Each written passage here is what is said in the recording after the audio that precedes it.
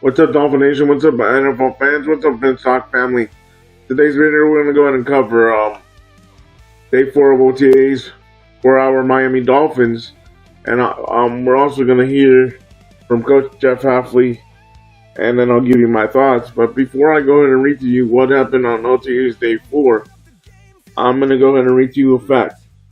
The Miami Dolphins reached the postseason for the first time in 1970, their first year in the postseason in the post-merge NFL. They went 10-4 under new head coach Don Shula that season and earned a wild card playoff berth. All right, let's read to you what the Sun Sentinel wrote for yesterday's OTAs, and then tomorrow I'll do day 5, which is today's OTAs. But this was written by David Veronis of the Sun Sentinel. Hopefully I can get him on the Vince Talk by Roland McCullough's channel someday soon. And the title of the article is Dolphins Aaron Brewer not at OTAs as defense wins day plus stock up, stock down. The Miami Dolphins took the practice field Wednesday for their second session of voluntary organized team activities open to reporters. Dolphin center Aaron Brewer was not seen during Wednesday's practice. It's unknown if his absence is related to his ongoing contract extension negotiations. Wait a second, I think I turned it off. Give me a second, guys. Or to something else. Actually, let me pause for a second, guys. Let me pause and let me fix this up. Or to something else. Or to something new. Offseason injury or to some new offseason injury.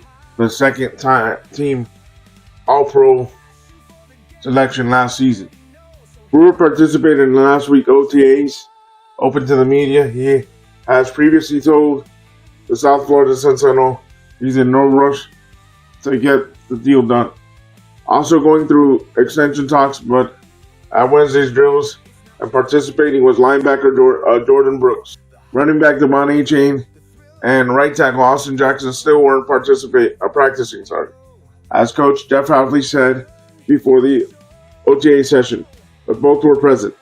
Achane is still recovering from a shoulder injury suffered at the end of last season, which Hafley revealed prior to practice, while Jackson is recovering from off-season foot surgery. Others not at practice Wednesday included cornerbacks Darrell Baker Jr. and Storm Duck, outside linebacker Cam Good, wide receiver Chris Bell, and Taj Washington. During drills, wide receiver Theo Weeds Jr. was seen to the side of practice for cardio work along with Ian Robert Beal Jr. At Wednesday's practice, the defense certainly had the edge, forcing multiple turnovers. Quarterback Malik Willis missed some throws, although he also had his moments and struggled to consistently connect with his targets. At this point in the offseason, Hafley's defense appears to be ahead of Miami's new-look offense. Observations. Willis ripped an intermediate pass over the middle to outstretched wide receiver Malik Washington, who came down with the impressive reception. Willis completed a tight throw to tight end Greg Dulcich with Brooks draped all over him downfield over the middle. Linebacker Tyrell Dodson had a potential interception thrown by Willis in 7-on-7 play going through his hands. Dodson did push-ups after the drop pick. Cornerback Ethan Bonner punched the ball out against Dulcich. Edge linebacker Trey Moore then picked it up with room to run and possibly score going the other way. On the first play of 11-on-11 drills, defensive tackle Zach Zeller broke through for a practice sack of Willis. Willis then overthrew wide receiver Jalen Tolbert deep down the sidelines as he had a step on a defender. Edge rusher Chop Robinson pressured Willis and could have gotten his arms if the defender were contacting the quarterback, but Willis completed the pass to running back Jalen Wright. Edge David Ojabo had a practice sack. Wide receiver Tutu Atwell displayed some open field prowess with the ball in his hands on a short pass. In 7-on-7 work, quarterback Quinn Ewers connected deep down the middle with tight end Ben Sims. Splitting the safeties, Ewers followed it up, trying to squeeze another pass into a tight window deep, but overthrew his target for a high incompletion. Ewers later made a smooth-looking throw on a deep corner to Kevin Coleman Jr. Undrafted rookie safety Lewis Moore intercepted a bullet pass from quarterback Cam Miller, thrown right at him, and took it back the other way for a pick six. Cornerback Juju Brent stripped wide receiver Terrence Marshall shortly after making a catch on a slant. Fellow cornerback Jason Marshall Jr. picked it up and ran it the other way. Defensive tackle Zig Biggers was seen beating a blocker with his pass rush to draw an apparent hold. Rookie wide receiver Caleb Douglas dropped the pass over the middle and then had cornerback AJ Green III break up a pass. Undrafted rookie defensive tackle Renee Gonga had a pass rush win against new offensive guard James Esther. There you see the experiment of James Esther at offense when he's really a defensive tackle. Safety Lonnie Johnson Jr. made an impressive pass breakup deep down the sidelines on a slightly underthrown ball by Willis. Willis started 7-on-7 drills, hitting Dolphins on a short in-cutting route. Brooks rocked running back Jalen Wright early on 7-on-7 drills as Wright made a short catch across the middle. Wright was active on a dump off passes. Years later went deep looking for Douglas, but safety Dante Trader Jr. and Miles Battle were all over it for the incomplete pass that missed long. Miller completed passes to rookie wide receiver Kevin Coleman Jr. and Doltich among his throws. At walkthrough speed inside to wrap up the day, Willis hit Doltich for a touchdown of about 15 yards on a crossing pattern. The team implemented some run game work during the indoor walkthrough portion. Prior to team drills, defensive backs were put through positional work involving change of direction on a coach's signal and physical work coming off a stationary blocking dummy. Stock up, undrafted rookie safety Lewis Moore out of Indiana had one of the biggest highlights of practice Wednesday, taking an interception thrown right at him by Cam Miller the other way. It was a surprise that Moore went undrafted, and he has a serious chance to make the team. Stock down. Among times, rookie wide receiver Caleb Douglas was targeted. He had a drop breaking in on a slant among the crowd. Had a tougher sliding catch, hit the ground. Was blanketed by cornerback AJ Green III for a pass deflection, and also had a pass miss him deep when he was covered. All right, guys, now we're going to listen to Coach Jeff Hafley. Screws with the camera. Just because they want to screw a shot at him. Yeah, it screws up. That's a good answer. I didn't know that. See, I learned something new today. So I could literally hit stop on all these and it would start. That would cause chaos. Cause chaos. Negative columns coming up. So if I find out whose is whose and I just start reaching and grabbing, We'd all share anyway. that's all right. I'm just joking. All right. Jeff, Devon Achan did not work last week or last OTA. He was on the side working with trainers. Will he be a full participant today? No, he's still recovering, and he will not be a full participant today. And can you tell us what he's recovering from? Yeah, sure. I mean, last year, if you remember, he missed the last game of the season, and he had something in his shoulder he had to get cleaned up, and he did that, and, he's rehabbing right now. He's doing well, and you'll see him out there doing some drills and doing some running around, and you just will not see him in full team drills. And Austin Jackson, he's another one who we saw out there. He didn't participate. Will he participate today? No, he'll be doing the same thing. He's still working. You know, you got to give Austin a lot of credit. You know, last year he hurt his foot, and a lot of guys in that situation would have opted to have surgery and got something done during it, but he battled through it. Even through the end there, he fought through it, and I give him a lot of credit for that. And you know, he obviously had that fixed, and now he's on his way to getting better as well. So you got 2 injury questions back to back, and 2 similar answers. We generally Third. like to take care of the business early so that we can I move could on. see you were excited about those. Yeah. Well, the fun stuff comes later. That's business. Chris Bell, for him, Yeah. is he close, or where is he at in his progress? I'm not sure how you would define close. I mean, he's running around. He's with the strength and conditioning guys. He's with our trainers, and he's doing his rehab. When he'll be ready, I'm not sure if there's a timetable for that yet. I mean, coming off of that surgery, but he'll be out there. Guys will get a chance to see him out there as well.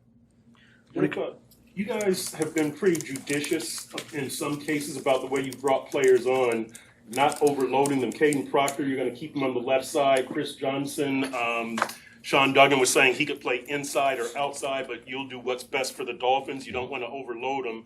And I think it's the same case with Jonah, moving him back to his comfort spot on the left side. Is there a method behind this? Like, you don't want to overload young players, or is it a case-by-case basis? How does that work? Yeah, I think it's case by case. I mean, Chris is going to play inside and outside, and we got to be careful overloading any young player, but we also have to get a feel for the players and see how much that they can handle, right? And quickly we've seen that Chris is capable of handling multiple positions, so you'll see him on the inside, you'll see him on the outside. He'll be doing both. Proctor you'll see on one side right now, Jonah you'll see on one side right now, and we'll just keep them on those sides and let them get comfortable. So it's case by case, and I think that's our job as coaches, is to figure that out. Some guys, we're still not sure yet. Practice has been limited, team reps have been limited, and we'll figure that out in training camp. When it comes to Jonah, how much do you think a move back to the right side can help him in his second season? Like, did you guys identify that as a place where he can gain something? Yeah, he seems more comfortable there. Talking to Zach and to Matt, they seem to believe that he's more comfortable there. But it's also year 2 for him, so he's going to be more comfortable, period. Whether he played on the left side, whether he played on the right side, he's got more cumulative reps and muscle memory on the one side. And is it a mental thing? Is it a physical thing? If you ask Jonah, he feels good on the right side. So whether it's mental, whether it's physical, whether it's confidence, whether it's year 2, our job is to make sure he has a better year than he did last year, and what you would expect going from year 1 to year 2. Devon said when you guys spoke, you kind of asked him to be more of a vocal leader. First of all, how did that conversation go, and is there something specifically you see in him that makes you believe that's possible for him? Our conversation went great. Our first conversation that we had, I thought, went great. I just got to know him, had a good conversation, just talked about a lot of different things. I don't recall how I told him I needed him to be a leader, whether it was vocal, whether it was one way or the other. And, I think everybody leads different. And we need our best players to lead, whatever way that they can, whether it's how he practices, whether it's how he grabs a guy one-on-one, whether he is loud out on the field. We need our best players to lead, and I'm excited for him to do that. Getting back to the inside role, I'm curious, what do you look for in a nickel back? What do you look for? This could be a long answer. I'm not going to give you a long answer, though. I'll try to make it brief. I mean, there's a couple things. On early downs right now in the NFL, so say early downs, 1st and 10, 2nd 1 to 6, which are typically more of your run-pass downs, right, where it's not just leaning heavy pass. So you got to be able to play the run and the pass. In certain personnel groups like 11, you got to have a guy that can play the run and fit in the box. So what does that mean? A lot of the nickels have to have some size to them so they can hold up and be durable, whether that's playing inside gap if your B gap's open to the bubble side, or whether it's to play the edge, whether it's to blitz off the edge. I mean, there's certain times now where what teams are going to do, they're going to come out in certain formations and get your nickel on one side, then they're going to motion you fast. So now the nickel's in the box, and it might look like the nickel's a linebacker, and there's nothing we can do about that, right? They got you in a bad position, so that guy's got to have some size to him, and he's got to be physical, and he's got to be tough. Chris has some of that, if you want to talk about Chris. Then there's certain situations that are, 2nd and 7+, third down situations where there's more pass, and you have to have a guy that can play in coverage. If you want to play man coverage, he's got to be a guy that can cover slot defenders. If you're playing certain teams that their best players are slot, now you got to get a guy that can play the run and cover potentially one of the best receivers. If you don't, then you have to have a variety of that and call it different things, whether it's an early down nickel, whether it's a big nickel, whether it's a third down package where you're bringing in another corner. So you're asking for a very versatile player in the NFL right now to be able to do all those different things. We're trying to figure out which of those he can hold up and do and handle. Does that answer your question? Any follow-ups with that one? I mean, I guess so you want to have multiple players, I guess, in the nickel role, because I feel like in the past. Yeah, go ahead. Finish your question. No, I'm just saying, just like covering the beef for the last couple of years, like it's been like one guy, right? And so and I know you talked a little bit about before, like having your defense kind of look multiple, right? Yeah. And so does having multiple nickels kind of fit into that I guess that philosophy? I'd love to have one guy who can do all those things. I mean, if we could get a player that can do all those things, and then you never have to take him off the field and just play him in that one spot, I mean, that'd be awesome. I had a guy for years, K'Wan Williams, who I felt could do all that, and he didn't have to come off the field on first, second, or third down. So you would basically call him like an every down nickel, right? Just like, people will take the will off the field and put a dime on the field on passing downs. You'd love for your will to be able to do things on third down, so now you have a backer that can play on all 3 downs. If you cannot, say we get a nickel who we feel really good about on early downs, but maybe on certain downs we want to kick him on the outside, and on third down, bring in the third quarter, play more man, play more coverage, less blitzing, less opportunity, he has to play the run and get inside on a gap, then you call it something different, right? So maybe we have 3 different packages, 3 different names, and it's still that same spot on the field, but it's a different letter, and he has a different skill set. So I think in the NFL right now, you're starting to see that position is a highly sought-after position, and it's important. But if we got to play multiple guys at it, we'll play multiple guys. I wanted to ask you a question about Caden Proctor in regards to, yes, it's important for him to settle into the left guard spot, but you guys ideally, ultimately, I think, envision him as a tackle. Why not use that opportunity now with Austin sideline for him to get those tackle reps at this point? Yeah, there's things we can do an individual and do that. So he's working the fundamentals of the technique, whether it's pass protection, whether it's in the run game. But when we're just talking about schematically learning the playbook, we believe that it's his best bet not to overload him like we were just talking about, to try to learn too much, and then when it comes down to actually having to play it, you're not ready to play anything. I've been a part of, and I've even made the mistake in my past of you take one player and you say, all right, I'm going to teach him this position, and then you start playing him, and it's like, man, that's not fair what we just did to that guy. He's not ready to play. He didn't get all those reps over and over again. We're really limited in what we can do right now. I mean, OTAs is not training camp. I mean, you guys saw practice. I mean, it is what it is. I respect the rules, and we're going to follow the rules of OTAs, but this isn't like, let's go run the ball and be physical and get all those reps. So the minimal reps that we get, we just believe it's best to get him comfortable playing football again, and then we can certainly do that. I respect the question. I think it's a good question. But we got to be mindful of how much to throw on these guys right now. I got to go back to another injury Let's question. go. Keep them coming. He's throwing duck last week, and last year he ended the season. You guys sit out there and just scan the sideline. So do you guys get together and be like, all right, today you watch that sideline and I got that sideline? And Yeah, a little bit. Yeah. which one are you in charge of today? All right, so you got Storm. Go. Okay. Didn't see him last week. Ended last season on IR with the injury. Is he in the same boat as Austin? Yeah, he had to get some stuff cleaned up, and he's in the same boat, rehabbing, and hopefully we'll get him back soon. I thought he did a good job watching the tape, so I'm excited. Another young player who we need to get healthy, and hopefully when it comes time for training camp, you're looking and not seeing anybody out there. I know it's early, but how has Dante Trader kind of adjusted to the new scheme and kind of shown a little bit of growth from what you saw on tape last year? Yeah, I mean, Dante loves football. He's always here. He's always in the building. He's always asking questions. I mean, he practices so hard. He's so intentional.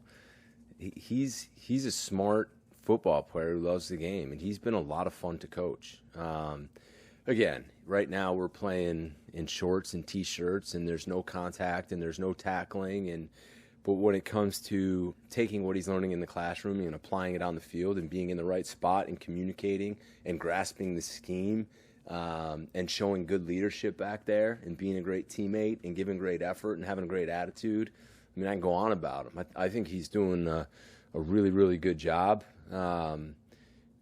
But when anyone asks me right now, right, anyone, being truthful to you, being truthful to anyone in our building, being truthful to my wife, who really doesn't ask me a lot of these questions, but maybe she could. Like, how are the guys doing? I mean, yeah, I think they're doing a good job in the setting that we're putting them in. But eventually, when the helmet and the shoulder pads come on, we'll find out who can make those plays, which ultimately the game is about. But for passing the test of what he's been given right now, I mean, I think he's doing a great job. How big is that communication piece, considering that, you told us that you like to run your defensive safety For the down? safeties, Right. communication's everything. Yeah. Communication on defense is everything. I mean, you want it to be loud. Like, if you hear a loud defense, you'll get a confident defense. And that's the thing that we have to strive for. But communication is going to be the key. And whether it's the Mike backer, the linebackers, the DNs talking to the tackles, but for the safeties, yeah, that's a big deal because they get everything set back there. Has 10 sacks in his first 2 seasons. Do you view his skill set as aligning with this scheme relative to high sack production? Do you see that in his future? I hope so. That'd be great. I see Chop right now as a guy who's driven to learn and improve his fundamentals, his techniques. I think Austin's done a really good job with him. But that's got to be in the run game and rushing. This is not, you're just going to rush, or I'm not going to do that. He's got to play the run well, which I've been really proud of him, the way he's playing an individual, and even in the walkthroughs, how deliberate he's been, and using his hands and getting his eyes in the right place and taking a good first step.